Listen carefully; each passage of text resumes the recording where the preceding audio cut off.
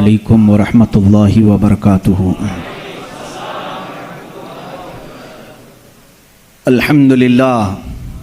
अल्हम्दुलिल्लाहिल हन्नानिल mannan अल्लज़ी खलक़ल इंसान व अल्लमहुल बयान वस्सलातु वस्सलामु अला रसूलिही सय्यिदिल इंसी वल जान व अला आलिही व अस्हाबिही ज़विल खैरि वल इहसान अम्मा बअद फ़अऊज़ु बिल्लाहि मिनश शैतानिर रजीम बिस्मिल्लाहिर रहमानिर रहीम इन्न फ़ी ख़ल्क़िस समावाति वल अर्दि वख्तिलाफ़िल लैलि वन नहारि लआयातिल लिउलिल अलबाब सदक़ल्लाहु मौलानल अज़ीम व बल्लगना रसूलुहुन नबियुल अमीनुल मतीनुल मुख्तारुल करीम व नहनु अला ज़ालिका लमिनश शाहिदीन वश्शाकिरीन वल्हम्दुलिल्लाहि रब्बिल आलमीन। बारगाह रिसालत मुआब सल्लल्लाहु अलैहि वसल्लम में दुरूद पाक का हदिया पेश करें। अल्लाहुम्मा सल्लि अला सय्यिदिना व मौलाना मुहम्मदिन मअदनिल जूदि वल करम व आलिहि व अस्हाबिहिल किराम व इब्निहिल करीम व बारिक वसल्लिम सलातन दाइमतन सरमदन अबदा।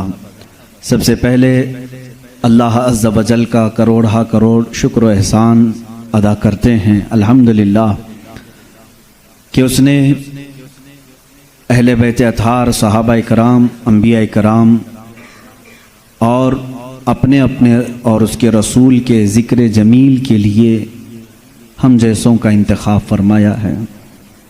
अज़ीज़ान गिरामी, मामूल के मुताबिक 10 रोज़ा मजालिस मुहर्रम का इनेक़ाद यहाँ पर किया गया है। यकीनन जिसके नाम से ये मजलिसें मुनाकिद होती हैं वो नाम ही बहुत बुलंद व बाला है। सैयदुश्शुहदा इमाम आली मकाम सैयदना इमाम हुसैन रदी अल्लाह तआला अन्हु व अर्ज़ाहु अन्ना। ज़िक्र तो उनका मकसूद होता है मुहर्रम में, लेकिन उनके ज़िक्र के साथ साथ हम तमाम अहले बैत और तमाम सहाबा खुलफ़ाए राशिदीन का भी ज़िक्र करते हैं।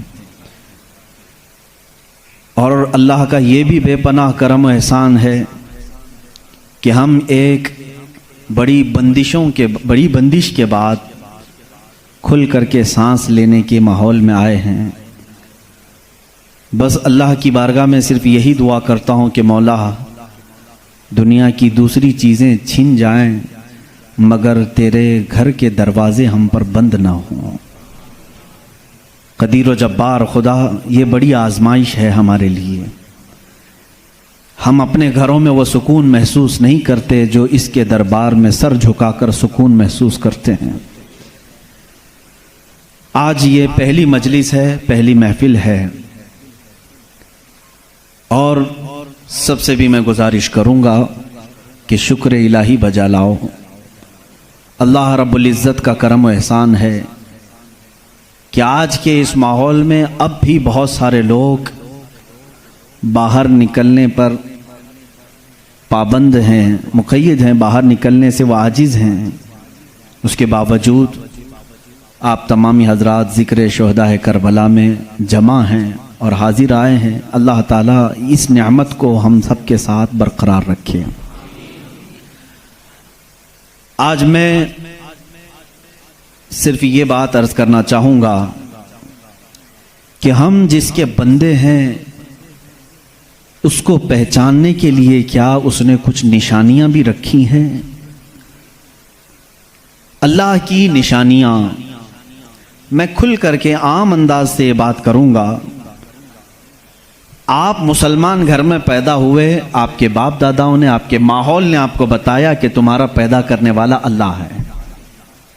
यही तक तुम्हारी नॉलेज है, हमारी नॉलेज है।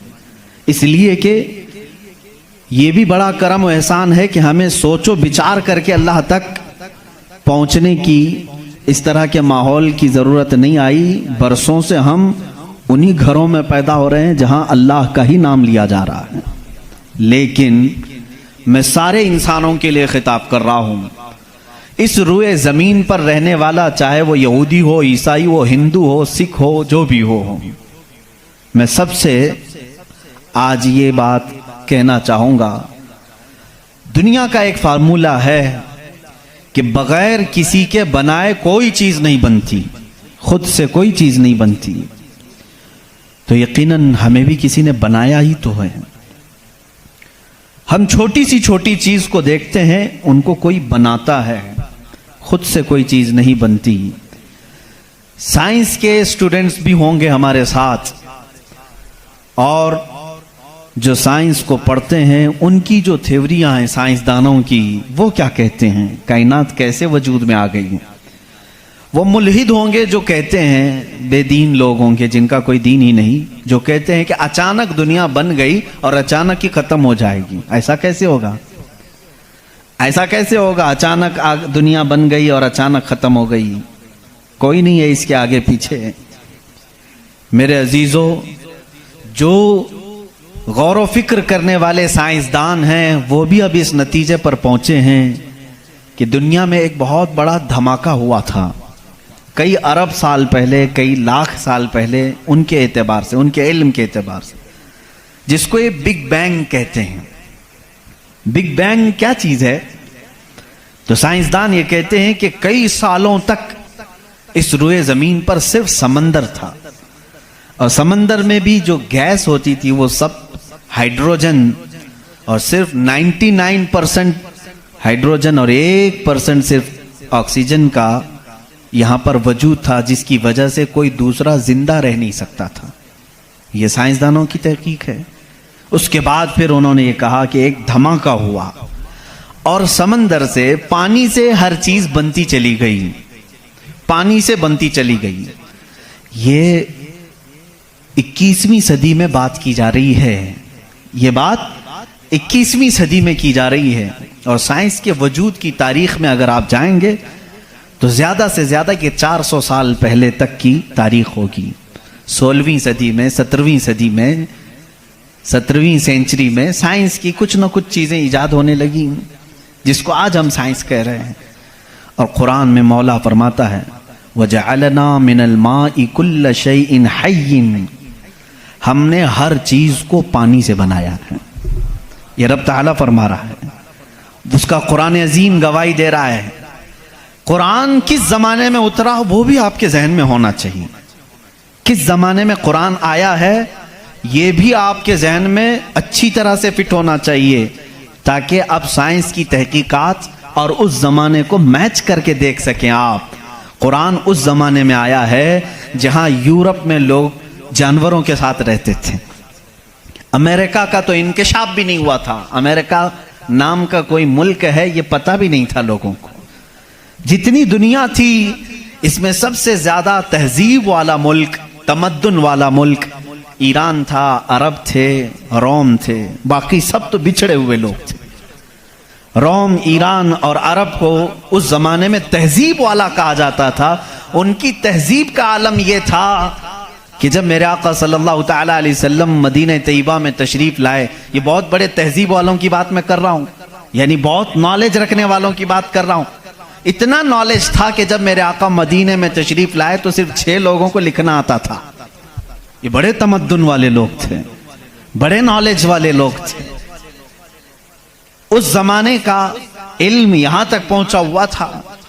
मेरे अजीजों, बाकी यूरोप वगैरह का हाल तो बहुत ही बदतर था। यहां तक कि आबादी कैसे बनाई जाए ये सलीका इस्लाम ने बताया है। रोड तक बनाने के तरीके, रास्ते कैसे बनते हैं, ये भी कोई इल्म नहीं था पहले। लोग सितारे देखते थे और चलते जाते थे। या आज जो रोड बने हुए हैं इसकी इजाद ही सैयदना उमर फारूक ने की है रदी अल्लाह ताला, कि आम एक रास्ता होना चाहिए, हाईवे होना चाहिए, उसको पक्का बनाना चाहिए कि लोग इसी से गुजरें। आज आपको रास्ते इतने बने हुए हैं इसलिए कोई तारा नहीं देखता, सिर्फ सामने देखते हैं। अब तारे देखेंगे तो फिर बड़ा मसला हो जाएगा। उस जमाने में तारे देख करके चलते थे। अजीजान गिरामी, यूरोप का हाल उस जमाने में यह था कि नॉलेज नाम की कोई चीज नहीं थी। वो लोग अंधविश्वास, जैसे आज भी हमारे यहाँ कुछ लोगों में मौजूद है, अंधा यकीन, इन चीजों पर बहुत अमल करते थे। जैसे अपशगुन हो जाना, ये तमाम मामलात में बहुत वो आगे थे। हत्ता कि बीमारियों को भी वो बीमारी नहीं समझते थे। जैसे आज यूरोप जादू टोने पर यकीन नहीं रखता, हर चीज को बीमारी कहता है। उस जमाने में हर बीमारी को वो जादू समझते थे, शैतान समझते थे। बीमारी का उनको इदराक भी नहीं था। इस्लाम में जो फुकहा पैदा हुए, जो अतिब्बा पैदा हुए, जो साइंसदान पैदा हुए, उन्होंने बीमारी के मुतालिक बहुत सारे तहकीकात पेश किए।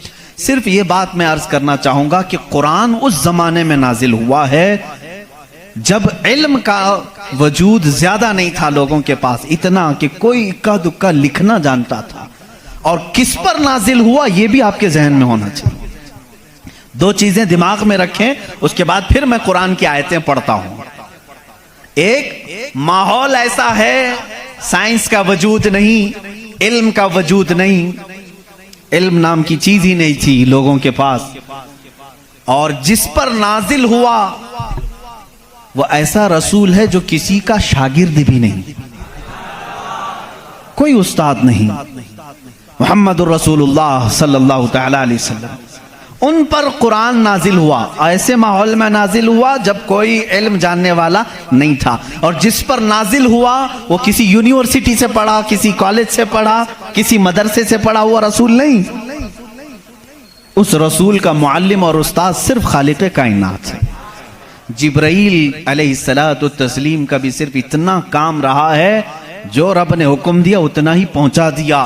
बल्कि बहुत सारी कुरान की बातें ऐसी हैं जो जिब्राइल पहुंचा तो गए लेकिन उसका इल्म उन्हें भी नहीं दिया गया, उन्हें भी नहीं दिया गया। अब ये दो बातें किसी को भी चैलेंज करके बता देना, तारीख की सच्चाइयां इस बात का इनकार नहीं कर सकती। अपने तो अपने, गैरों ने भी हुजूर की तारीख लिखी है और सबों ने इकरार किया है कि मोहम्मद सल्लल्लाहु अलैहि वसल्लम एक ऐसे प्रॉफिट हैं जो पूरी जिंदगी भर किसी उस्ताद के पास गए नहीं, किसी उस्ताद के पास गए नहीं।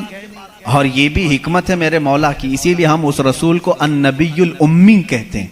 उम्मी का मतलब कुछ बेवकूफ लोग आज के जमाने के जो बदअकीदा हैं वो अनपढ़ करते हैं। रसूल अनपढ़ थे, माअज़ल्लाह। बेवकूफो तुम्हें मालूम नहीं, उम्मी का मतलब होता है किसी से पढ़ा हुआ नहीं। अनपढ़ में और किसी से ना पढ़ा हुआ होने में बहुत बड़ा फर्क है। ये दो बातें जहन में रखो।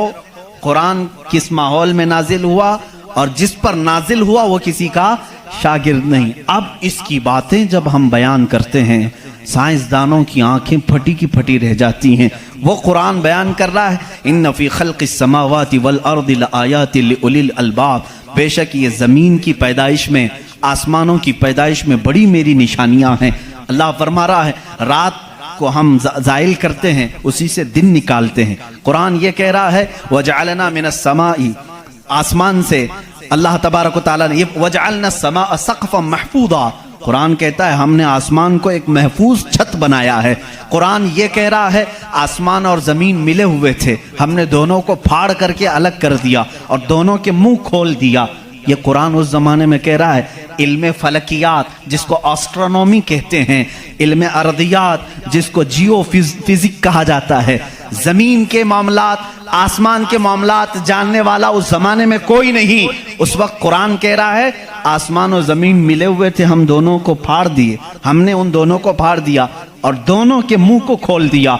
अब का साइंस कहता है जमीन व आसमान को देखने के बाद ऐसा लगता है कि ये गैलेक्सी में मिला हुआ एक सैयारा था और ये फिर जमाने के बदलते बदलते आसमान अलग हो गया, जमीन अलग हो गई। अब का साइंस ये कहता है। और फिर ये बंद नहीं है, जैसे हमारी छत बंद है, ऊपर से पानी डालो तो नीचे कुछ नहीं आएगा, नीचे के फर्शी भी बंद है, नीचे जमीन से कोई चीज यहाँ मस्जिद में नहीं निकलेगी। साइंस अब ये कह रहा है आसमान में जगह जगह सुराख हैं, मुंह खुला हुआ है, जमीन में भी जगह जगह सुराख हैं, दिखने वाले नहीं, ये खुला हुआ है। इसका मतलब मैं भी समझ नहीं पाया था, आसमान खुला हुआ है, जमीन खुला हुआ, मुंह खुला हुआ है, क्या मतलब? कहा कि अल्लाह ताला जब चाहे आसमानों पर पानी डाले तो अपना मुंह खोलता है, बारिश बरसती है। और जमीन का मुंह खुला है, इसका मतलब ये है तुम जहां पर भी, जितनी गहराई में भी जमीन के बीज डालो, इसका मुंह खुला है, वो सीना फाड़ कर बाहर आता है। अगर जमीन बंद होती तो कोई चीज जमीन से बाहर नहीं निकलती, जमीन से कोई चीज बाहर निकलती है, इसका मतलब है कि इनके मुंह खुले हुए हैं। साइंस ने अब भी कहा कि आसमान का मुंह खुला हुआ है, जमीन का मुंह खुला हुआ है। कुरान किस माहौल में नाजिल हुआ है? जब साइंस का वजूद नहीं। हाँ, अगर तुम ये कहते शायद मोहम्मद सल्लल्लाहु ताला अलैहि वसल्लम बहुत बड़े किसी साइंसदान के शागिर्द होंगे, तो तुम्हारे तारीख लिखने वाले ही तुम्हारे चेहरे पर जन्नाटेदार थप्पड़ मारेंगे, इसलिए कि वो रसूल अपनी 63 साल जिंदगी में कभी किसी के शागिर्द नहीं हुए, हत्ता के सैयदुल मलाइका के भी वो शागिर्द नहीं हुए।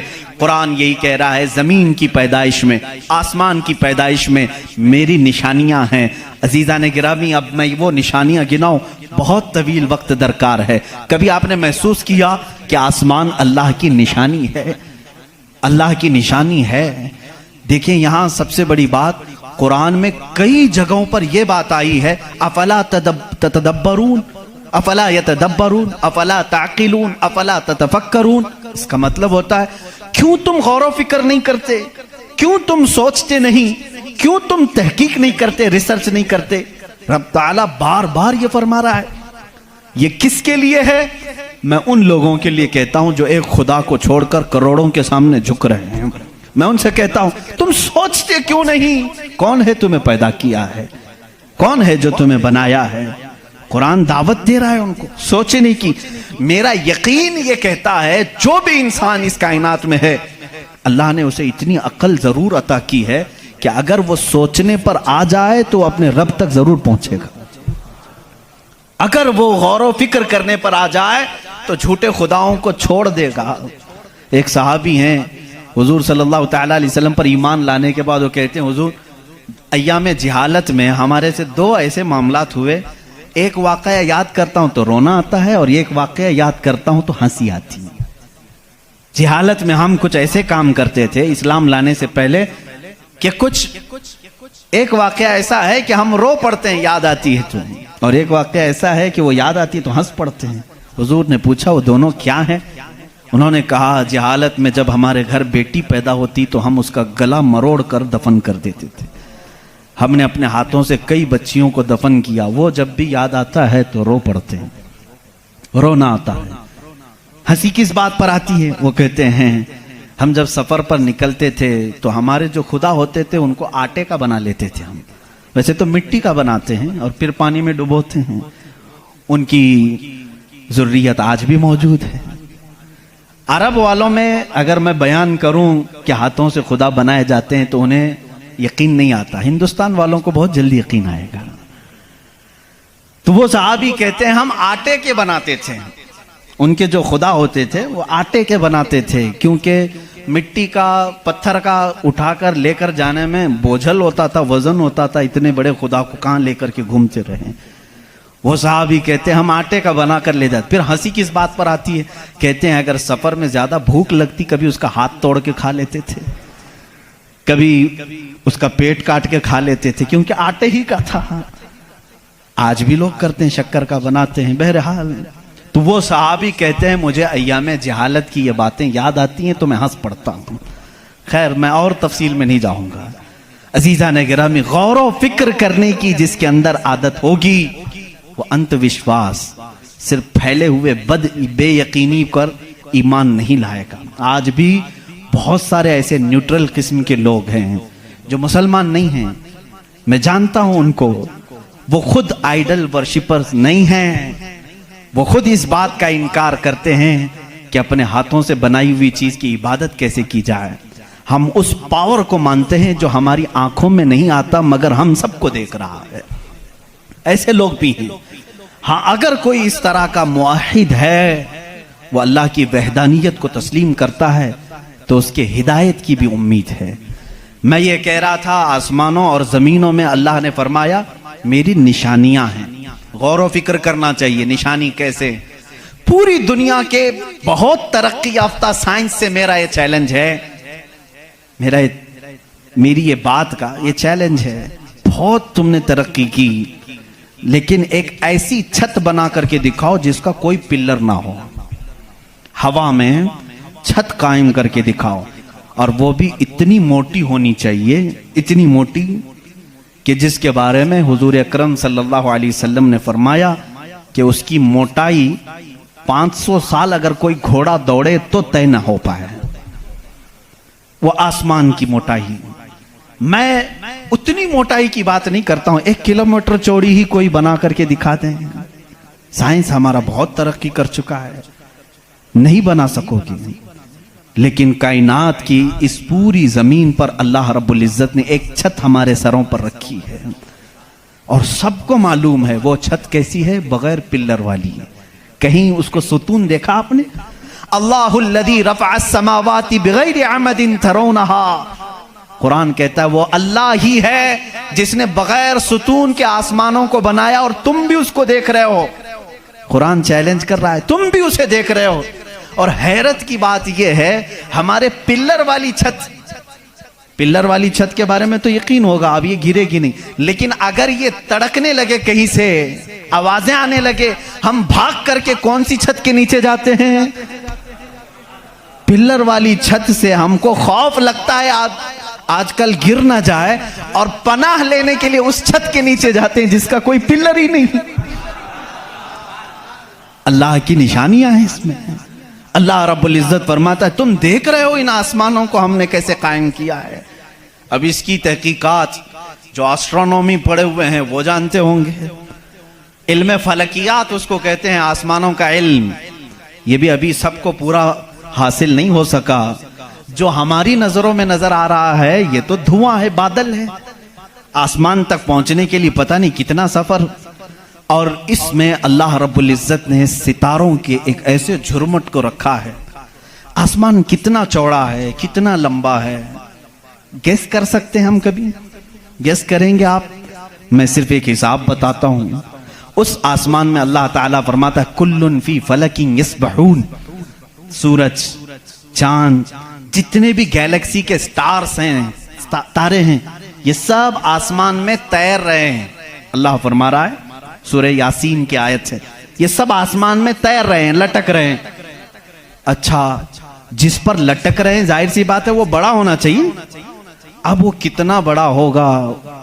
वो छत की चादर कितनी बड़ी जिस पे सूरज भी लटक रहा है, चांद भी लटक रहा है। हमने साइज पूछा साइंसदानों से, साइज पूछा कि ये कितने बड़े बड़े हैं जो आसमान में लटक रहे हैं। तो उन्होंने कहा सबसे करीब जो हमारा सितारा है, सैयारा है, जमीन से जो सबसे करीब सैयारा है वो चांद है। और सूरज का क्या हाल है? कहा सूरज जमीन से 13 लाख गुना बड़ा है। 13 लाख गुना बड़ा। अब यहां हमारी अकलें शशदर हो जाती हैं, किसी के पास कैलकुलेटर भी नहीं, कितना हिसाब करें। 13 लाख गुना बड़ा जमीन से हमारे तस्वुर में नहीं आता। वो कहां लटक रहा है? आसमान में। चांद इससे 50 गुना बड़ा है जमीन से, वो कहां है? आसमान में। अच्छा, इतना ही नहीं, ये गैलेक्सी के अंदर सूरज से 50 गुना बड़े इतने सैयारे हैं कि जिनमें से सिर्फ अभी 40% का दरियाफ्त की जा चुकी है, बाकी 60% अभी तक साइंसदानों को पता ही नहीं। सूरज से 50 गुना बड़े सैयारे और मौजूद है। पूछा ये सब कहां है? ये भी आसमान में है। इसीलिए मेरे मौला ने फरमाया बेशक आसमानों की पैदाइश में उसकी बड़ी निशानियां हैं। अब मेरे अजीजों, आओ, तुम्हें अपने घर की छत डालने के लिए कितने दिन लगते हैं, कितने वर्कर लगते हैं, कितने मजदूर लगते हैं, क्या क्या इसके लिए सामान लगते हैं, ये सब तुम्हें मालूम है जिन्होंने छतें डाली। अब इतनी बड़ी छत जिसने कायम की है, जिसमें लाखों गुना बड़ा जमीन से सूरज भी है, चांद भी है, गैलेक्सी के और स्टार्स हैं, वो खुदा फरमा रहा है आसमान को, जमीन को किस तरह से उसने बनाया। कुरान में है सिर्फ 6 दिन में इन दोनों की पैदाइश हुई। उससे भी बल्कि अल्लाह ताला फरमाता वजअलल अर्द फी यौमैन। अल्लाह ने जमीन को 2 दिन में पैदा फरमाया, आसमान को। और इसमें जितनी सजावट है, सजावट क्या है? ये पूरे समंदर को रब फरमा रहा है वो जमीन की जीनत है। जितने दरख्त हैं वो जमीन की जीनत हैं। और आसमान की जीनत क्या है? चांद है, सूरज है, सितारे हैं। ये सब 4 दिन में बने, कुल 6 दिन में इनकी पैदाइश हुई है। कुल 6 दिन में इनकी पैदाइश हुई है। मियाँ हमारी दुकान नहीं बनती 6 दिन में, और वो खालिक कायनात फरमा रहा है 6 दिन में इस पूरी कायनात के जमीन और आसमान की पैदाइश हुई। तो क्या ये अल्लाह रब्बुल इज्जत की निशानियां नहीं है? गौर और फिक्र, तदब्बुर। मैं अगर सुनी हुई बातों पर यकीन नहीं आता कुछ लोगों को, क्योंकि वो साइंस के माहौल में आज जी रहे हैं, वो हर बात साइंस की यकीन के साथ मान लेते हैं। मैं उनसे ही कहता हूं, अपने साइंसदान आकाओं से पूछें कि इस जमीन का हजम कितना बड़ा है, आखिर ये ठहरी कैसे है इतने दिन तक, या अब तक कायम कैसे है, ये हिलती क्यों नहीं है। अच्छा, उसके बाद रब ताला फरमाता है हमने इस जमीन को पानी पर बिछाया है। ऐ अल्लाह, तेरे अजायब कुदरत अजीब दर अजीब हैं, कितने अजीब हैं। आपसे मैं कहता हूं, हौज में या मस्जिद का भी हौज है, जाओ एक चादर उसके ऊपर बिछाओ, टॉवेल लेकर के बिछाओ, कितनी देर तक वो पानी पर खड़ा रहेगा। टॉवेल, चादर, इसकी मोटाई कितनी है, बहुत पतली सी है, वो mm में आएगी, लेकिन वो आपके इस पानी पर ठहर नहीं सकती। अगर आप कहें मोटी चीज में बिछाऊं, मोटी चीज बिछा करके दिखाओ, कितनी देर वो रुक सकेगी, नहीं रुक सकेगी। और ये अल्लाह ने कुरान में फरमाया हमने पानी पर जमीन को बिछाया, और इसका इनकार साइंस भी नहीं कर रही है। साइंस भी यही कहती है जमीन को जितनी जगह से खोदा जाए पानी ही है। हम भी तो जो बोरवेल जो निकालते हैं, जमीन को खोदने के बाद पानी आता है। अब पानी पर इस जमीन को बिछाया रब तबारक व तआला ने, कितना वजन ये उठाई हुई है, कितना वजन उठाई हुई है। सबसे बड़ा वजन तो उन मुशरिकीन का है जो उस रब को नहीं मानते। ये धरती का बोझ इनको कहते हैं, ये सबको उठाई हुई है। पता नहीं कितने करोड़ों टन इस पर वजन है ये, लेकिन कभी भी हिलती हुई नजर नहीं आती।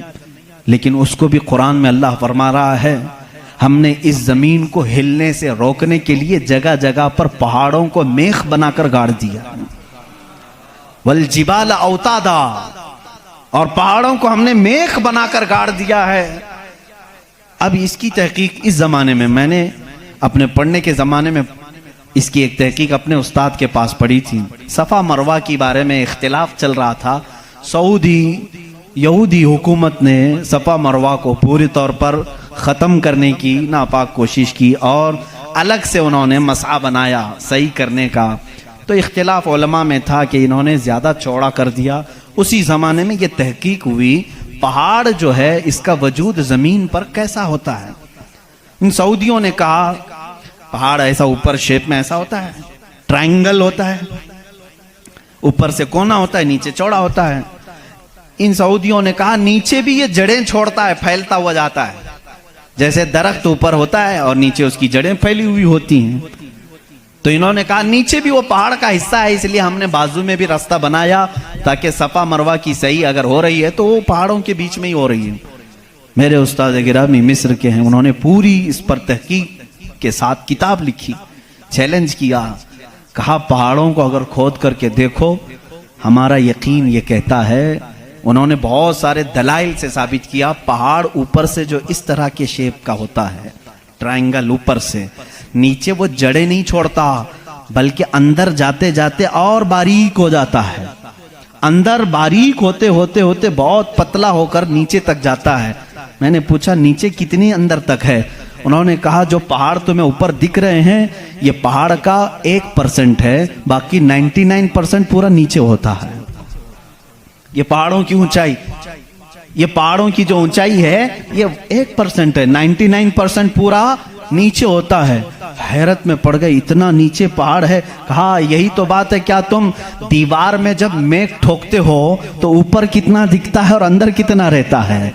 2 इंच का अगर हम ले रहे हैं मेख और कील तो उसका मुंह सिर्फ ऊपर थोड़ा सा, वो भी mm में होगा, और 2 इंच तक अंदर वो दीवार में धंसा हुआ होगा। और जब कुरान में मौला ने फरमाया है जमीन पर हमने पहाड़ों को मेख बनाकर गाड़ दिया है, आज साइंस ये कह रहा है कि पहाड़ 9 गुना नीचे अंदर तक मौजूद है। कुरान किस जमाने में नाजिल हुआ? एस्ट्रोनॉमी नहीं थी, एस्ट्रोलॉजी नहीं थी, जमीन के ये जियोफिजिक नहीं थे, आलाजात नहीं थे, तहकीक के लिए माइक्रोस्कोप, टेलीस्कोप कुछ नहीं था। उस जमाने में कुरान जमीन के अंदर की बात बता रहा है। ये अजीम मौजिज़ा है कुरान का मेरे अजीजों। इसीलिए कुरान कहता है सोचते क्यों नहीं, फिक्र क्यों नहीं करते। वही है खालिक कायनात जिसने इस पूरे निज़ाम को बना रखा है। ये इतनी नहीं है, ये जो जमीनों में नजर आ रही हैं, इनकी तहकीकात करते करते कई लोगों की जिंदगियां खत्म हो गई। कुछ चांद की तहकीक पर चले, कुछ सूरज की तहकीक पर चले, कुछ जमीन की तहकीक पर चले। इंसानों को भी अल्लाह ने ये इल्म दिया है, ये अक्ल दिया है। ये जो साइंसदान अपनी तहकीक कर रहे हैं, ये कभी ये ना समझें कि ये हमारी मारे हुए तीर हैं, बल्कि अल्लाह अपने बंदों को खुद इतनी समझबूझ देता है कि वो उसकी निशानियों की खोज लगाएं और कायनात को बताएं कि कोई तो है जो ताकत इसे चला रही है, कोई तो है निजाम जो इसकी परवरिश कर रहा है। लेकिन ये धोखाबाज बन जाते हैं कुछ लोग कि वो तहकीक करके समझ तो जाते हैं, लेकिन बाद में जब उनको इल्म होता है कि इसके पीछे कोई ताकत है, वो बता नहीं पाते, इसलिए कि कुफ्र इनके दिलों में रच बस चुका है। आपको एक और साइंस के स्टूडेंट्स के लिए भी ये बात है। आपको मालूम है ये सितारे जो हैं, सैयारे हैं, ये अपनी उम्र मुकम्मल करके, अभी अभी की बात है ये, साइंस एक बड़े साइंसदान ने और नासा के लोगों ने भी, जो खला पे जाते हैं स्पेस पे, इन लोगों ने ये बात पेश की कि सितारे जितने भी हैं गैलेक्सी में, उसमें से कुछ की उम्र हजारों साल की होती है, लाखों साल की होती है। जब इनकी उम्र मुकम्मल होती है तो ये एक जगह जाकर के टूट जाते हैं, दाखिल हो जाते हैं, जिनको ब्लैक होल कहा जाता है। ब्लैक होल क्या है? साइंसदान कहते हैं उसकी तहकीक अभी तक नहीं हो सकी। एक बहुत बड़ा सुराख है, बहुत बड़ा सुराख, जिसमें ये सितारे जाकर के खत्म हो जाते हैं, इनकी जिंदगी यहाँ खत्म होती है। कहीं ये बातें आपको सूखी तो नहीं लग रही हैं? आज बहुत ही ज्यादा साइंस बोल रहे हैं। जरूरत इसके लिए है मेरे अजीजों, मैं अपने दीन को उन लोगों के सामने रखना चाहता हूं जो सिर्फ साइंस को अपना खुदा समझते हैं। आओ कुरान पढ़ो, कुरान इसकी बुनियादें तुम्हें देगा साइंस की। ब्लैक होल क्या है साइंसदान नहीं बता सके, जबकि इनके पास अब बड़े बड़ी मशीनें हैं। ये जो नासा के लोग खला में जाते हैं, एक एक साल तक के लिए चले जाते हैं, कई महीनों के लिए चले जाते हैं और तहकीकात करके ला रहे हैं। चांद पर इन्होंने कैमरे लगाए और वहां की तस्वीरें ये भेजने की बात कर रहे हैं, लेकिन फिर भी ब्लैक होल मालूम नहीं। मैं उस मुहम्मदुर रसूलुल्लाह सल्लल्लाहु अलैहि वसल्लम की बात कर रहा हूं, जो किसी भी साइंसदान का शागिर्द नहीं, जो किसी उस्ताद के पास बैठा नहीं। उस रसूल पाक की जुबान से कुरान की आयत निकली सूरह वाक़िया की। अल्लाह फरमाता ला उक़सिमु बिमवाक़िअन नुजूम इन्नहु लक़समुन लौ तअलमून अज़ीम। अल्लाह फरमाता कसम है उस जगह की जहां जाके सितारे टूट जाते हैं, बेशक अल्लाह रब्बुल इज्जत की इसमें बड़ी शान है अगर तुम समझ सको। एस्ट्रोनॉमी को कुरान बता रहा है कि ब्लैक होल हैं, मवाक़िउन नुजूम उनको कहा गया है, जहां सितारे जाकर फना होते हैं। अजीज़ान गिरामी, ये तकलीफ सिर्फ हमारी है कि हमने कुरान अजीम को उस लेवल के एतबार से पढ़ा नहीं है। साइंस के लिए जो लोग MBBS कर रहे होंगे या फिर इंजीनियर बन रहे होंगे, उनसे भी मैं ये दावत देता हूं कि कुरान को भी कभी इस एंगल से पढ़ करके देखो, इसकी निशानियां इतनी अजीम है। मैं समझता हूं कि तुम्हें फिर कहीं इधर उधर मुंह मारने की जरूरत नहीं, मारिफत खुदाबंदी इसी से हासिल हो जाएगी। गौर व फिक्र करो, तुम्हें इसी से अल्लाह रब्बुल इज्जत की मारिफत हासिल हो जाएगी। कोई तो है खालिक। इमाम आजम अबू हनीफा रहमतुल्लाह ताला अलैह के पास एक दहरिया, इस जमाने के भी जो एथिस्ट होते हैं, एथिस्ट समझते हैं, एक नया ये चला हुआ, नया नहीं है पुराने ही है, नाम नया लगता है, मुल्हिद हैं ये। एथियज्म बहुत सारे लोग वो अपने दीन, अपना रिलीजियन के जगह पर ये लिखते हैं, आप देख लेना इनको, एथिज्म। आप मुस्लिम लिखते हैं, कुछ लोग हिंदुइज्म लिखते हैं, कुछ लोग क्रिश्चियनिटी कहते हैं, कुछ ज्यूज होते हैं, लेकिन कुछ हैं जो एथियज्म, एथिस्ट हैं। एथिस्ट का मतलब कोई खुदा नहीं, कोई दीन नहीं, कोई मजहब नहीं। ये बेचारे आवारा लोग हैं, ये लावारिस लोग हैं जो इस तरह से कह रहे हैं। अब इनकी बात मैं आपको बताऊं, एथिज्म, इस तरह का एक एथिस्ट इमाम आजम अबू हनीफा के पास आया। उसने कहा खुदा है? तुम बार बार खुदा की बात करते हो, मुझे तो नहीं लगता, कोई नहीं है। अगर है तो दिखता क्यों नहीं? बहुत सारी चीजें हैं इसी आपने समझाया जो दिखती नहीं लेकिन है, बहुत सारी चीजें हैं। उसने कहा ऐसी कोई चीज नहीं है जो है और दिखती नहीं। आपने उसको एक तमाचा लगाया, ढेला उठा करके मार दिया। उसने कहा मैं सवाल किया तुमने मार दिया। कहा क्या हुआ मारा? कहा दर्द हो रहा है। कहाँ है दर्द? अब हो रहा है, दिखता नहीं है लेकिन एहसास है। बहुत सारी चीजें ऐसी हैं जो दिखती नहीं है लेकिन है, उनका वजूद है। बहरहाल आपने उसको जवाब क्या दिया? कहा सुनो, मेरे साथ आज एक बड़ा अजीब वाक़या पेश आया। मैं समंदर के किनारे गया था, मैंने देखा एक कश्ती को, और वो कश्ती की ताज्जुब खीज बात ये थी कि वो अकेले चल रही है, कोई नहीं चला रहा। सामान खुद से वो लाद लेती है अपने ऊपर और चल पड़ती है सीधे रास्ते पर। फिर थोड़ी देर के बाद साहिल पर आती है और अपना सामान खुद ही उतारती है। फिर जैसे ही वक्त होता है फिर चल पड़ती है। कोई कश्तीबान नहीं, कोई मल्लाह नहीं, कोई कैप्टन नहीं उसके अंदर, सवारी भी नहीं, खुद से सब चल रही है। ये उस दौर में इमाम आजम कह रहे हैं जब इलेक्ट्रॉनिक दौर नहीं था। आज के लोग हो सकता है यकीन कर लें इलेक्ट्रॉनिक कश्ती होगी, हो सकता है कोई उसको इलेक्ट्रॉनिक मशीन चला रही होगी। ऐसा नहीं है, उस जमाने में कोई इस चीज की इजाद नहीं थी। उसने कहा क्या पागलपन की बातें कर रहे हो, किसको बना रहे हो तुम? क्या ऐसी कोई कश्ती है जो खुद से सामान भी उतारती है और चढ़ा भी लेती है और चलने भी लग जाती है? इमाम आजम अबू हनीफा रहमतुल्लाह अलैह ने फरमाया इतना तेरा दिमाग चलता है कि कोई कश्ती समंदर पर बगैर चलाने वाले के नहीं चलती। ये पूरे दिन और रात का निज़ाम और लोगों की मौत और हयात का निज़ाम, ज़मीन से पौधों को निकालने का निज़ाम, बराबर वक्त पे मौसम के आने का निज़ाम बगैर किसी के चलाए कैसे चल सकता है? कभी इसमें ताखीर तुमने देखी? कभी तुमने ये देखा कि रात हुई ही नहीं? कभी तुमने देखा कि दिन हुआ ही नहीं? वो अपने वक्तों पर सारी चीजें चला रहा है। अजीज़ा ने गिरामी, इन तमाम चीज़ों में एक निशानी है उसके वजूद की। इसीलिए अल्लाह रब्बुल इज़्ज़त ने सूरह इखलास में यूँ फरमाया कुल हुवल्लाहु अहद, ऐ महबूब आप फरमा दे वो अल्लाह एक है। अब एक होने की निशानियां भी बहुत हैं, एक होने की निशानियां भी बहुत हैं। हम बचपन में पढ़ते थे, हमारे पास एक हमारे वालिद किताब पढ़ाते थे, उसमें एक सवाल एक बूढ़ी औरत से किसी ने किया था कि बड़ी भी तुमने अल्लाह को एक माना है? कहा हाँ बिल्कुल। वो चरखा सिलती थी, चरखा जिसमें कपड़े सिले जाते हैं। मौलवी साहब ने पूछा क्या दलील है कि कोई निज़ाम को चला रहा है, कोई है खुदा? उसने कहा मेरी मशीन ये सबसे बड़ी दलील है मेरे लिए। कहा कैसे? कहा ये जो चक्कर काटती है मशीन, जब तक मैं पाँव हिलाती नहीं ये चरखा चलता नहीं। ये निज़ाम शमसी पूरा बगैर किसी के चलाए कैसे नहीं चलता? कहा अच्छा ठीक है, बड़ी अक्लमंद औरत है, मशीन को ही अल्लाह की निशानी समझ लिया तूने।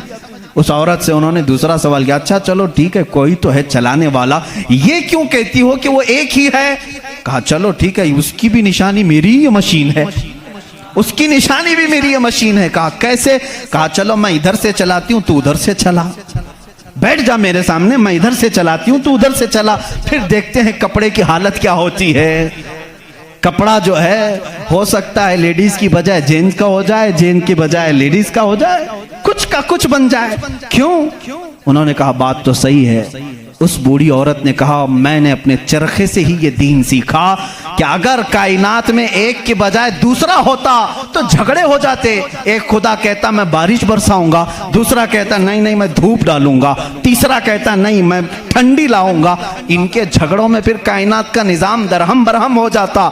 लेकिन निजाम बराबर बराबर चल रहा है, इसकी इस बात की दलालत है कि चलाने वाले दो नहीं एक ही है, तो नहीं है एक ही है। अगर दो होते, उसी को अल्लाह ने कुरान में फरमाया लौ कान फीहिमा आलिहतुन इल्लल्लाहु लफसदता, अगर जमीन और आसमान में दो खुदा होते अल्लाह के अलावा, रब फरमा रहा है जरूर इसमें फसाद हो जाता, जरूर फसाद हो जाता।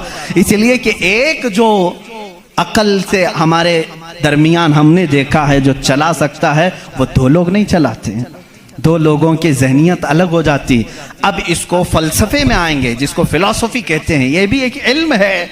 फलसफी लोगों के दिमाग के एतबार से भी हमने इसको साबित किया। अगर दो हैं पहली बात आपके दिमाग में ये होना चाहिए कि खुदा वो है जो किसी का मोहताज नहीं। इतनी बात तस्लीम करते हो? जो किसी का मोहताज नहीं। जब ये फार्मूला तुम्हारे दिमाग में है तो आप दो को लेकर के आओ। दो को लाओगे तो दोनों का दिमाग एक साथ नहीं चलेगा, या तो फिर मशवरे से चलेंगे। मशवरा करेगा तो एक दूसरे का मोहताज होगा, और जो मोहताज होगा वो खुदा नहीं होगा। मिसाल के तौर पर दोनों बैठे हैं, चलो आज मीटिंग करते हैं, कल बारिश करेंगे। तो जाहिर सी बात है एक ने दूसरे को पूछा तो पहला वाला दूसरे का मोहताज हुआ कि नहीं? अब खुदा के बारे में हमारा तस्वूर ये है, वो अपने कामों में किसी की शिराकत नहीं चाहता, कोई शरीक नहीं है उसका। अब अगर शरीक हो गया तो उसकी फजीलत कहां है? एक होने में जो फजीलत है वो दो में है नहीं। एक होने में जो फजीलत है वो दो में है नहीं। इसीलिए हम लाखों करोड़ों के सामने सर झुकाने वालों से कहते हैं मान लो एक ही को तस्लीम करो। इसलिए कि जितने अदियान हैं दुनिया में तकरीबन सबके यहाँ एक तस्वूर है खुदा का तस्वूर। एथिज्म को छोड़ करके मैं बाकी सब की बात करूं, हिंदुओं के नजरियात में भी खुदा का तस्वूर है, कोई तो है, एक भगवान के कुछ भी नाम लें। ईसाइयों के मजहब में यही हमारे रब्बे जुल जलाल का तस्वूर है, खुदा का वो भी यकीन करते हैं। यहूदी भी खुदा को मानते हैं, सिखों के यहाँ भी है। तकरीबन दुनिया में जो भी रिलीजियस है, किसी मजहब को मानता है, उन सब मजहबों में खुदा का तस्वूर है। लेकिन अब ये झगड़ा है कि मानने में कौन खुदा है कौन नहीं है।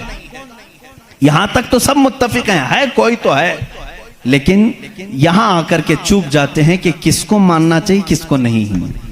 इसलिए मेरे अजीजों, इस्लाम ने वो निशानियां रब्बे जुल जलाल के वाहिद होने की और उसके ताकतवर होने की रखी हैं जिसको आज तक दुनिया इनकार नहीं कर सकी, और कुरान के इस मौजज़े को आज तक कोई चैलेंज नहीं कर सका। मैं साइंसदानों से भी कहता हूं, आपको एक बात ये भी मैं बता दूं, अभी 18वीं सदी की बात है। 18वीं सदी में अमेरिका का सफर करने वाले एक साइंसदान ने एक नई चीज का इंकशाफ किया। अटलांटिक ओशियन में या समंदर के एक हिस्से में एक ऐसी जगह है जो बिल्कुल ही डार्क है, डार्क स्पेस उसको कहते हैं, यानी वहां रोशनी बिल्कुल नहीं, सूरज की एक किरण भी वहां नहीं आती, इतना वहां पर, इतनी वहां तारीकी है। ये कब? 18वीं सदी में, यानी आज से 200 साल पहले की बात है। उसने इंकशाफ किया, दुनिया को बताया, मैंने एक ऐसी जगह देखी, बहुत ही डार्क है, बहुत अंधेरा है। वो जब वापस आया तो उलमाए रब्बानीयीन ने सूरह नूर की कुरानी आयतें पढ़ी।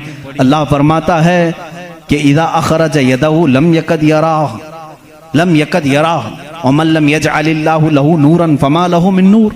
अल्लाह फरमाता है हमने कायनात में एक ऐसी जगह रखी है कि उस पर अंधेरियों पर अंधेरियां हैं, अगर तुम हाथ भी निकालोगे तो हाथ भी नजर नहीं आएगा, हाथ भी नजर नहीं आएगा। ये कहाँ का?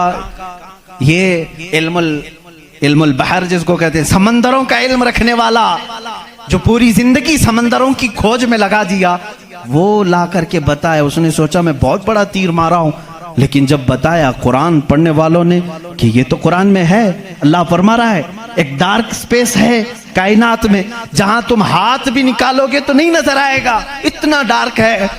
वो सटपटा गया, परेशान हुआ, मैं इसकी तहकीक करूंगा, ये कुरान में आई कैसे बात। सबसे पहला दुनिया का मैं इंकशाफ करने वाला हूं, मैं इसको सबको बताने वाला पहला फर्स्ट आदमी मैं हूं, ये पहले से कहां से आ गई कुरान। फिर वही दो बातें मैं बताता हूं मेरे अजीजों, उसको भी यही झटका लगा कि ये कुरान उस जमाने में नाजिल हुआ जब साइंस का वजूद नहीं था, और उस पर नाजिल हुआ जिसको दुनिया में किसी ने सिखाया नहीं था। बाद में फिर उसने ये सोचा शायद हो सकता है प्रॉफेट मोहम्मद सल्लल्लाहु अलैहि वसल्लम समंदरों का सफ़र बहुत करते होंगे, उनके समंदरों के सफ़र में शायद कभी ये जगह आ गई होगी, इसलिए उन्होंने अपने मन से कुरान में ये लिख दिया होगा।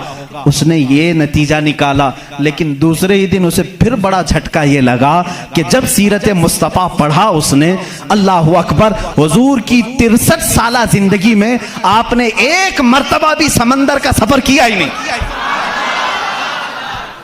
ये बहुत बड़ा झटका लगा कि वो मोहम्मद सल्लल्लाहु अलैहि वसल्लम कभी पूरी जिंदगी में समंदर का सफर किए ही नहीं। मेरे अजीजों, इस बात में गलत फहमी में ना आना कि वह समंदरों को नहीं जानते थे। वो मेराज का सफर करने वाला रसूल समंदरों को जरूर जानता है, लेकिन ये हिकमत इलाही थी कि कभी समंदर के सफर करने का इत्तेफाक नहीं हुआ।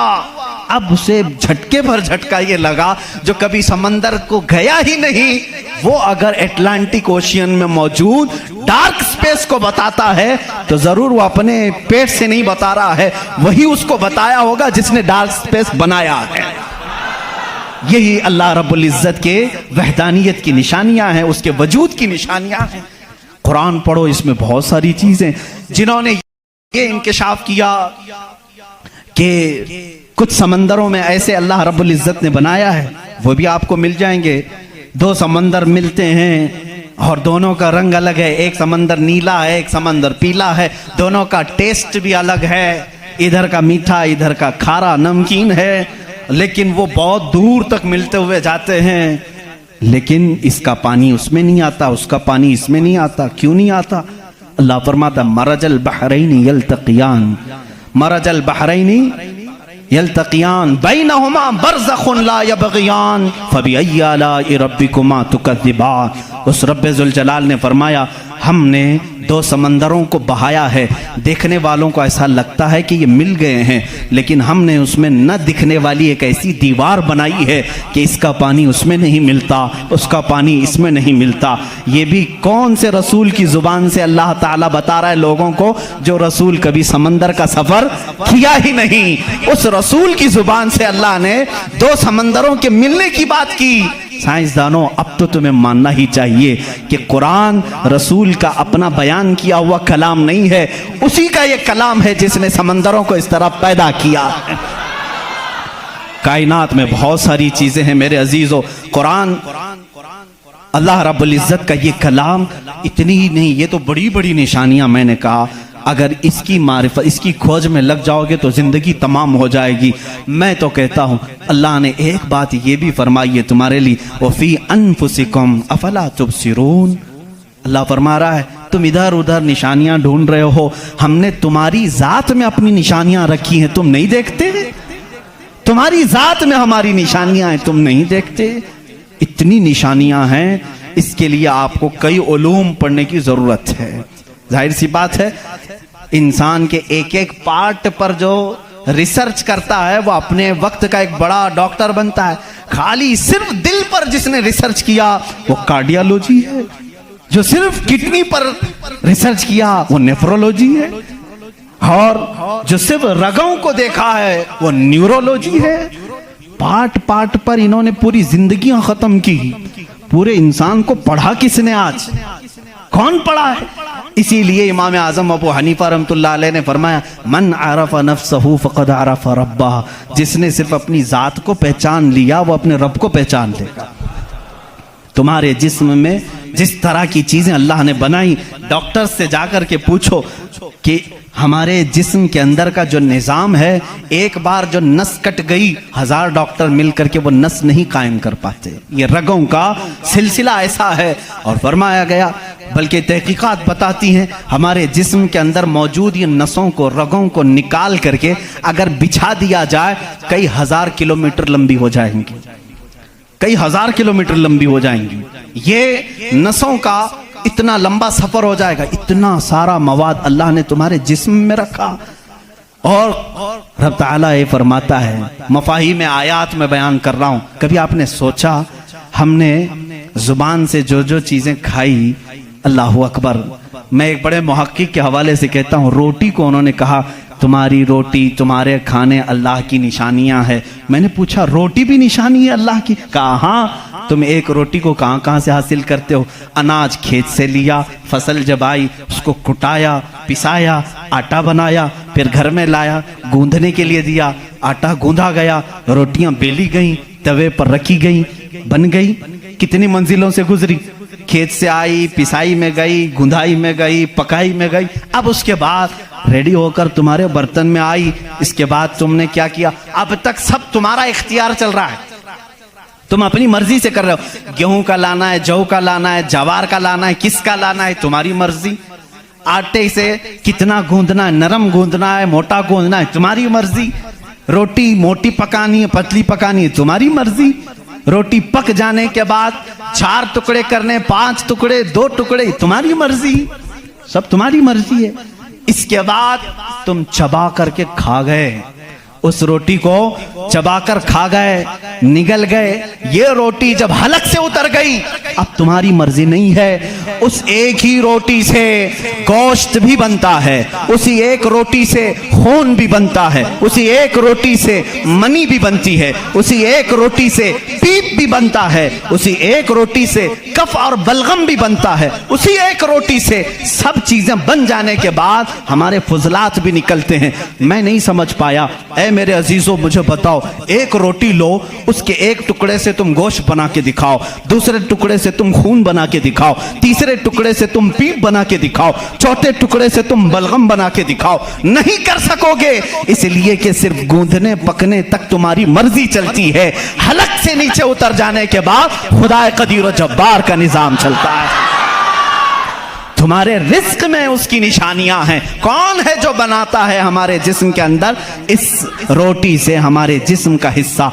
पूछो, जाकर किसी से भी पूछो, यह हमारा जिस्म मोटा ताजा गोश्त कैसे बन गया?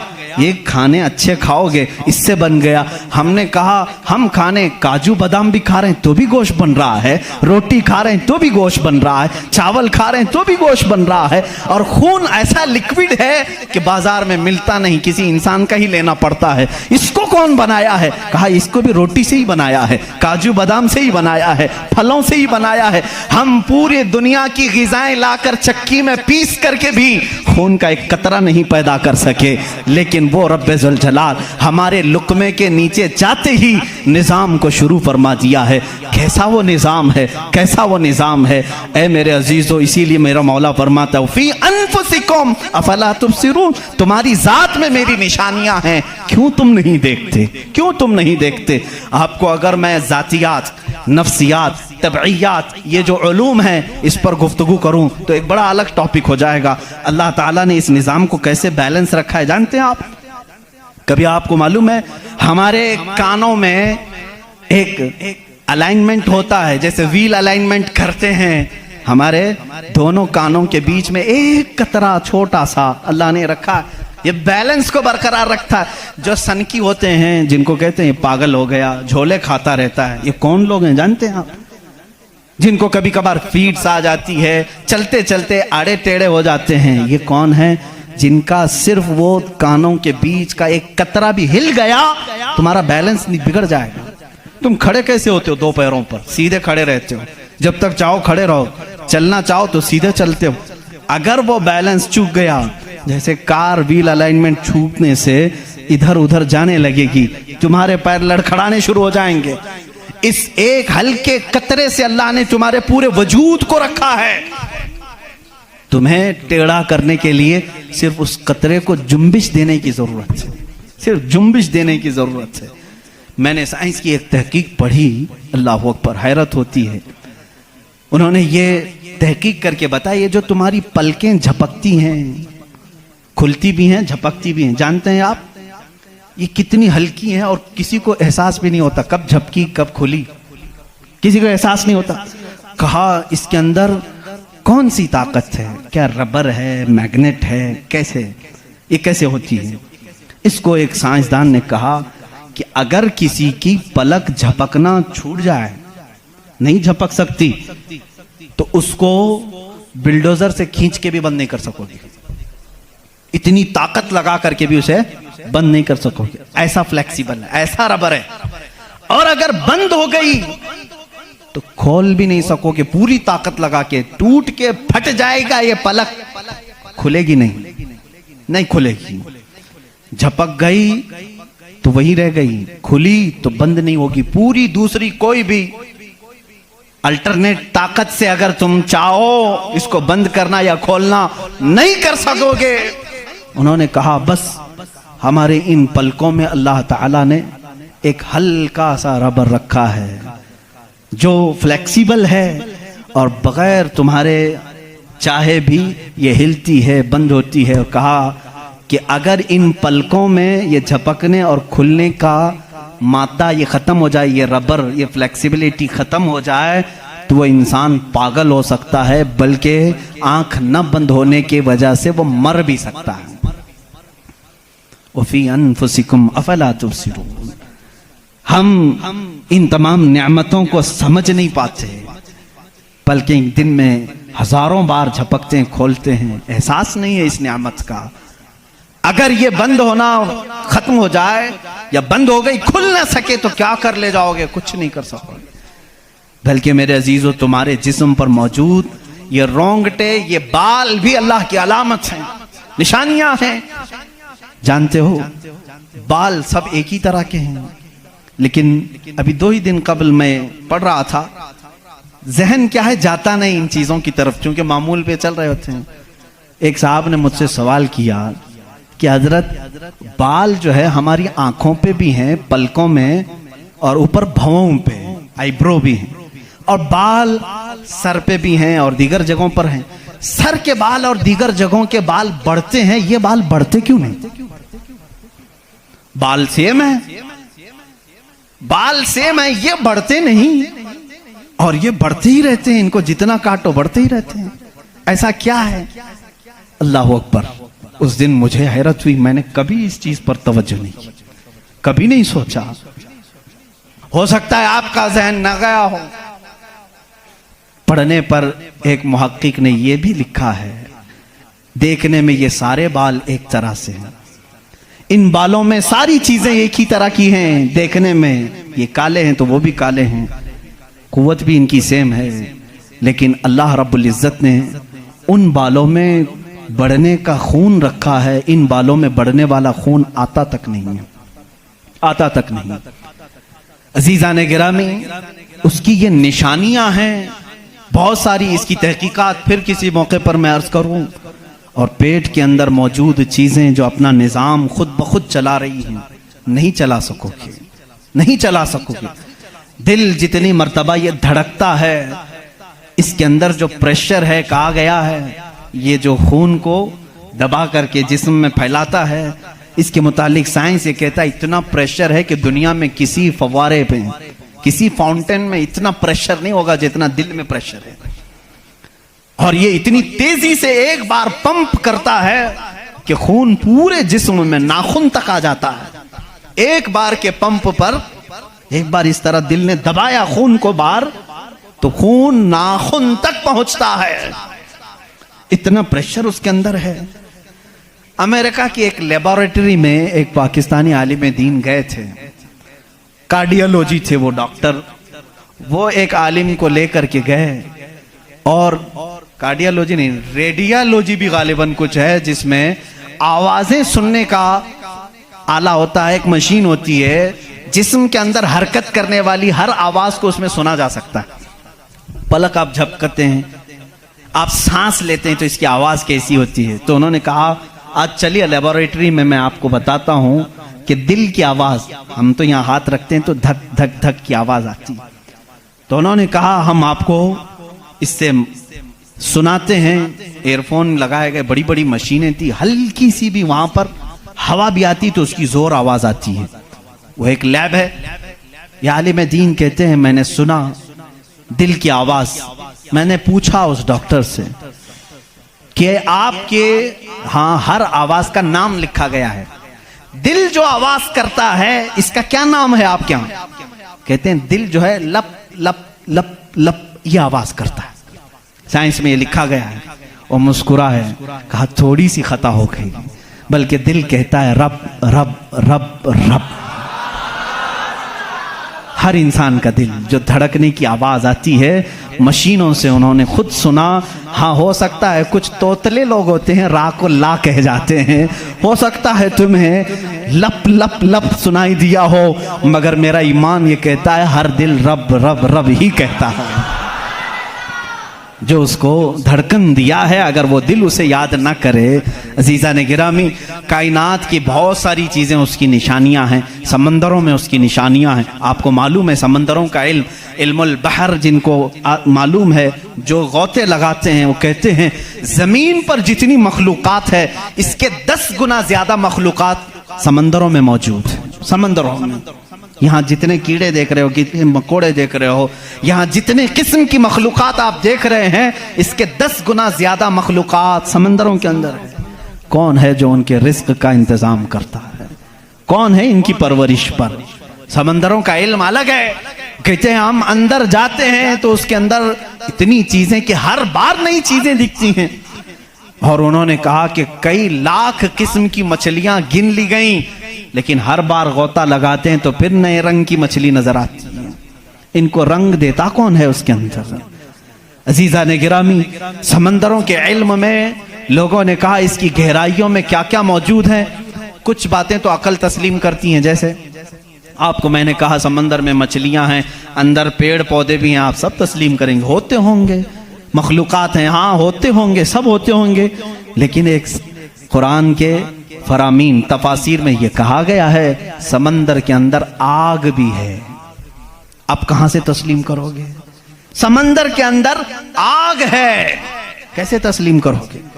जाहिर सी बात है तुम इनकार करोगे। पानी और आग हो ही नहीं सकता, और वो भी पानी हल्का फुल्का पानी नहीं, समंदर का जोशीला पानी। और यहां पर इस्लाम में ये बातें कही गई हैं कि समंदर के अंदर आग है। लेकिन ये दुनिया को उस वक्त नजर आ गया जब सुनामी आई थी। इंडोनेशिया में जो साहिल पर सुनामी की लहरें जिन्होंने देखी, जिसकी रफ्तार 2000 किलोमीटर पर आर थी, 2000 किलोमीटर पर आर की रफ्तार से वो पानी चल रहा था, और उसकी हाइट जो मौजों की वो 200 फीट ऊंची थी।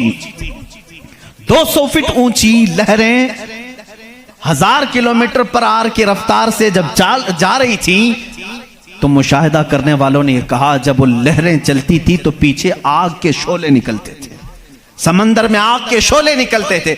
आज साइंस इस बात को तस्लीम कर चुका है, समंदर में कई ऐसे पहाड़ हैं जो आतिशफिशा हैं, जिनको वोल्केनो कहा जाता है। आग उगलने वाले पहाड़ हैं, आग उगलने वाले पहाड़ हैं। वो कई महीनों में और सालों में अपने अंदर मौजूद आग को बाहर उगलते हैं, तो समंदर में तुग़यानी आ जाती है, समंदर के अंदर मौजों की भंवर आ जाती है। ये तमाम चीज़ें आज साइंस कह रहा है, मेरा मौला कुरान में इस चीज़ को बयान फरमा रहा है।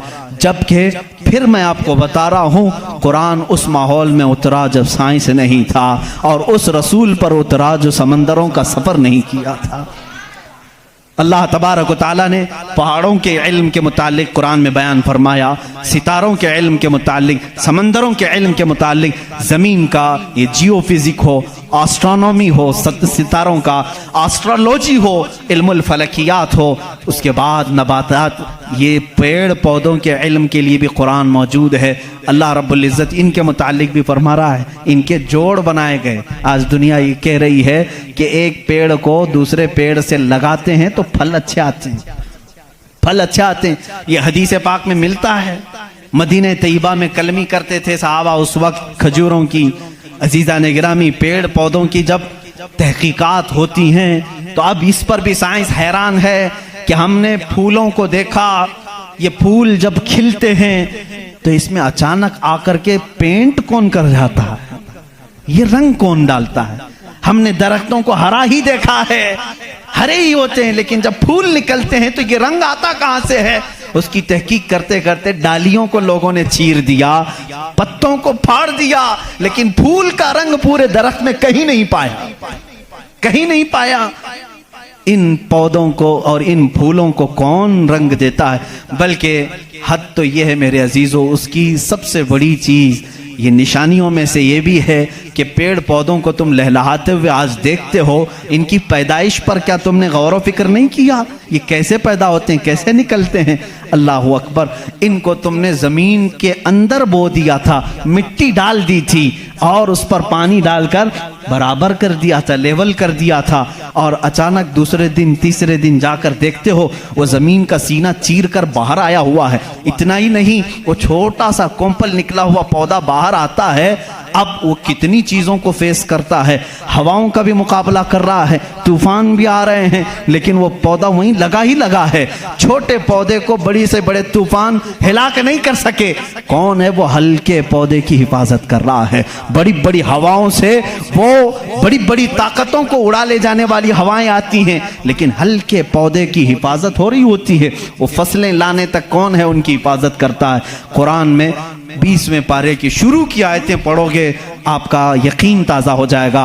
अम्मन खलक़स समावाति वल अर्द व अंज़ल लकुम मिनस समाइ माअ फ़अंबतना बिही हदाइक़ ज़ात बहजा मा लकुम अन तुंबितू शजरहा अ इलाहुम मअल्लाह। क्या अल्लाह के सिवा कोई है? अल्लाह फरमाता, कौन है जिसने ज़मीन को तुम्हारे लिए करार बनाया? कौन है जो ज़मीन को फाड़ करके उसमें नहरें बनाया? कौन है जो तुम्हारे लिए आसमानों को छत बनाया? कौन है जो इसमें से तुम्हें रंग बिरंगे पौधे निकालता है?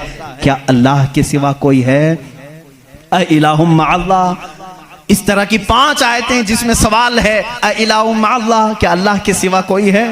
अब मेरे अजीज़ों, मैंने आसमानों की बात की, ज़मीनों की बात की, गैलेक्सी की बात की, पेड़ पौधों की बात की, समंदरों की बात की, बल्कि मैंने तुम्हारे ज़ात की भी बात की। तुम्हारे जिस्म में मौजूद हर अज़ू, हर पार्ट अल्लाह की निशानी है, अल्लाह की निशानी है।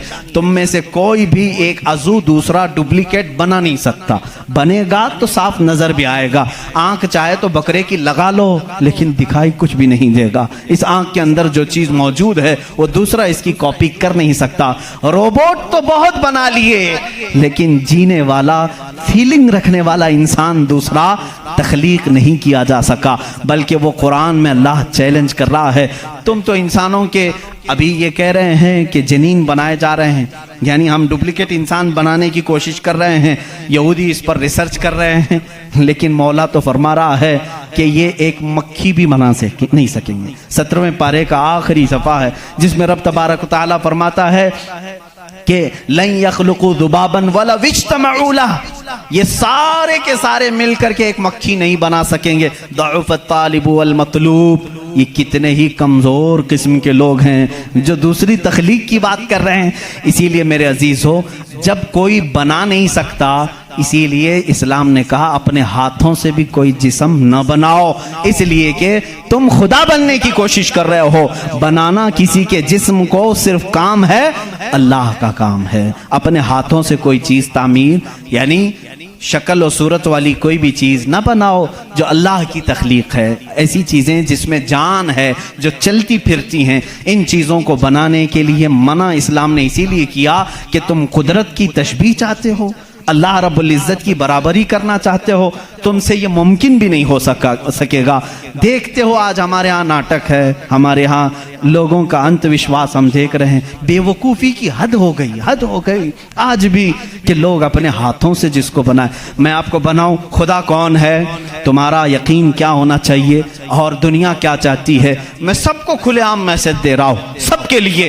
कुछ लोग ये समझते हैं हमको खुदा बनाना पड़ेगा, पैसे लाना पड़ेगा, बना नहीं सकते तो मार्केट में जाना पड़ेगा, लाल पीला काला नीला खुदा खरीद करके लाना पड़ेगा, और उसके हाथ भी होंगे, 4 होंगे कि 5 होंगे कि 6 होंगे, ऐसे हाथों वाला हमको लाना पड़ेगा। कैसे? अरे वो खुदा चल के भी नहीं आएगा, उसको उठा करके लाना पड़ेगा, बैठेगा खुद नहीं बिठाना पड़ेगा, सोएगा खुद नहीं सुलाना पड़ेगा, और उठेगा भी खुद नहीं उठाना पड़ेगा, और उसे वो डूबेगा भी खुद नहीं डुबाना पड़ेगा, टूटेगा भी खुद नहीं तोड़ना पड़ेगा, खाएगा कुछ नहीं उसे जबरदस्ती खिलाना पड़ेगा। लोगों को दिखाने के लिए। लोगों ने अगर अपने दिमाग से इसको खुदा समझा है तो मैं कहता हूं मुसलमान का अकीदा यह है, मैं मजबूर हूं, मैं अगर नहीं सो सकता तो वो सुलाता है, मैं अगर उठ नहीं सकता तो वो उठाता है। मैं खुदा को उठाता नहीं, मैं खुदा को बिठाता नहीं, बल्कि मेरा अकीदा यह है खुदा मुझे बिठाता है, खुदा मुझे चलाता है, खुदा मुझे सुलाता है, खुदा मुझे खिलाता है, खुदा मुझे पिलाता है। जब मुझे भूख लगे तो वो खिलाता है, जब मैं नंगा हूं तो वो पहनाता है, जब मेरी जान चली जाए तो वो मेरा हिसाब करता है। हम उस खुदा की तस्लीम, उस खुदा का अकीदा रखते हैं कि हम मोहताज हैं, वो मालिक व मुख्तार है। अकीदा ये हो, अकीदा ये हो, अपने हाथों से बनाई हुई चीज को, अरे तुम्हें तो फख्र करना चाहिए, अरे आज तू खुदा बना बैठा है, उसे उसको फख्र से देखो, कहो अरे तू क्या खुदा है, मैं ही तो बनाया हूं तुझे। कभी बनाने वाला ये कह सकता है ना। और कोई आकर के, सारे लोग इबादत कर रहे हो, कोई आकर के सामने कह दिया सारे भक्तों के पास कि तुम इसको खुदा कह रहे हो, मैं तो लातों से गूंद के बनाया था इसको, मैं तो अपने हाथों से इसको बनाया, तो इज्जत क्या रहेगी। इसीलिए आपने देखा इस्लाम का अकीदा वहदानियत यह है, अकीदा खुदा यह है कि हमने आज तक करोड़ों मस्जिदें हैं, कभी हमने खुदा की जिस्म तो दूर की बात है, कोई शक्ल और तस्वीर भी मस्जिदों में नहीं रखी। क्यों? इसलिए कि अगर तस्वीर लगेगी कहीं खुदा की तो हम उसको खुदा तस्लीम ही नहीं करते, क्योंकि खुदा वो है जो किसी की आंख में आ नहीं सकता, और अगर किसी की आंख में आ गया तो वो खुदा हो नहीं सकता। जो आंख में आ गया वो खुदा हो नहीं सकता। सिर्फ और सिर्फ दुनिया में इस्लाम वो है जो बगैर देखे उसकी बारगाह में झुक जाता है। दुनिया सामने देख करके झुकती है और मोमिन बगैर देखे उसके सामने झुकता है। यही तुम्हारी सबसे बड़ी सिफत है ईमान वालों, जो कुरान कहता है युमिनून बिल गैब, ये वो बंदे हैं जो गैब पर ईमान लाते हैं। अब यहाँ आखिरी बात मैं करने आता हूँ, मेरा वक्त तवील हो गया। ऐ मौला तेरी निशानियां बहुत हैं, आसमान तूने बनाया, जमीन तूने बनाया, सितारे तेरे हैं, समंदरों का इल्म तूने इंसानों को दिया, सब कुछ तूने बनाया। लेकिन मेरा अकीदा, मेरा विजदान ये कहता है एक कायनात में सबसे बड़ी अगर कोई निशानी है तो वह मोहम्मद रसूलुल्लाह की जात है। फिर भी इसीलिए कहा मक्का के वो कुफार पूरी कायनात के सबसे बड़े काफिर हैं कि अल्लाह की सबसे बड़ी निशानी को देख करके भी ईमान नहीं ला सके, इसलिए कि वो रसूल ही बजाते खुद अल्लाह की एक ऐसी निशानी है। चेहरा व दुहा है, जुल्फें व लैल है, और दस्ते मुबारका और गले का नरम व नाजुक अंदाज ये है कि इंसान देख करके हैरत में रह जाता था। मुस्तफ़ा करीम सल्लल्लाहु अलैहि वसल्लम की ज़ात पर जब मैं गुफ्तगू करूँगा इंशाअल्लाह ये बताऊंगा मेरे अजीजों कि कायनात में सबसे बड़ी निशानी मेरे नबी की ज़ात है, मेरे आका की ज़ात है। और ये भी आपको तस्लीम करना पड़ेगा, आज हम जो झुक रहे हैं मस्जिदों में बगैर खुदा को देखे हुए, किसने बताया कि खुदा है? अगर वो मोहम्मद ना होते तो हमको खुदा का इदराक भी ना होता। इसीलिए हम कहते हैं, मैं मानता हूं अक्ल वालों मेरा मोहम्मद खुदा नहीं है, मगर दिलों में ये नक्श कर लो कि वो खुदा से जुदा नहीं है। व आखिर दावाना अनिल हम्दुलिल्लाहि रब्बिल